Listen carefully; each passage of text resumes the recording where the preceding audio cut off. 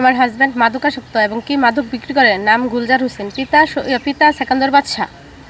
সব সময় সে মাদক বিক্রি করে এবং সেবন করে। মাদক বিক্রি করাতে আমি বাধা দেওয়াতে আমার উপর টর্চারিং করে এবং কি আমাকে এই কাজে বাধ্য করে কাজ করতে, তাই আমি করি না, আমারে মারধর করে। আমার বাপের বাড়িতে কয়বার গিয়ে আমি আটক হয়েছি, তারপরও আমার নিয়ে আসছে হাতে পায়ে ধরা, যার করবো না, কোনো সময় করবো না।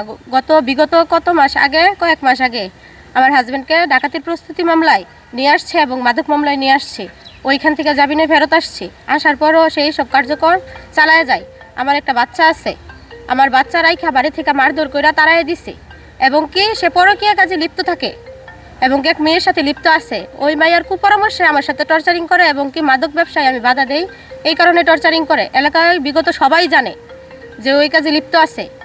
এলাকার মানুষ ছেলেপেলে কেউ থাকতে পারে না, সবাই তো ইটা সেবন করবে। ঘটনায় কি অভিযোগ দিছিলেন? হ্যাঁ, আমি অভিযোগ দিছি, আরেকবারও আমি অভিযোগ দিয়েছি। তো থানার মধ্যে আমাদের মীমাংসা হয়েছে, মিলাই দিছে, বলছে এইসব কাজ আর করবো না। তারপর বিগত মনে হয় 4-5 মাস পর আবার এখন শুরু হয়েছে, আজকে 2-3 যাবত উনি ওই কাজে লিপ্ত। বাপ ছেলে মিলে এই কাজ করে। আমি কিছু বললে বাপে ছেলেরা কয়, ছেলে পরে আমারে মারে, বাচ্চা ছেলেরা কয় পরে গুলজার আমারে মারে এবং কি ওই মাইয়াও, ওদের ফ্যামিলি সবাই জানে এই বিষয়টা।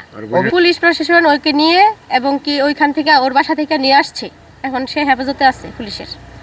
আমি প্রশাসনের কাছে একটাই দাবি যে আমি সুস্থ বিচার যেন পাই এবং আমার একটা সন্তান আছে, আমার সন্তানটা আপনারা তাকায়েন, ও তো বড় হয়ে এই কাজে লিপ্ত হবে না। করাতে চাইছিল, আমি এই কাজে যাই নাই কখনো, করাইতে চাইছিল, ওই বাধা দেওয়ার কারণেই আমার উপর এত জুলুম।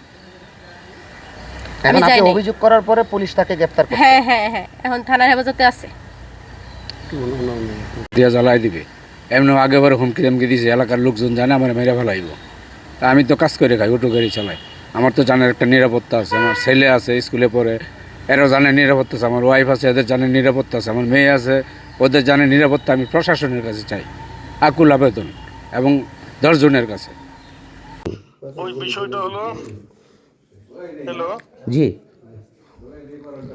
ওই যে কেএসআই গিয়েছেন, ওরা ওই বিষয়টা তদন্ত করতে গিয়েছিল আর কি, বুঝছেন? হ্যাঁ, তদন্ত করতে গিয়ে তার কাছে সে মাদক সেবন অবস্থায় তাকে ধরছে মাদক সেবনের জন্য।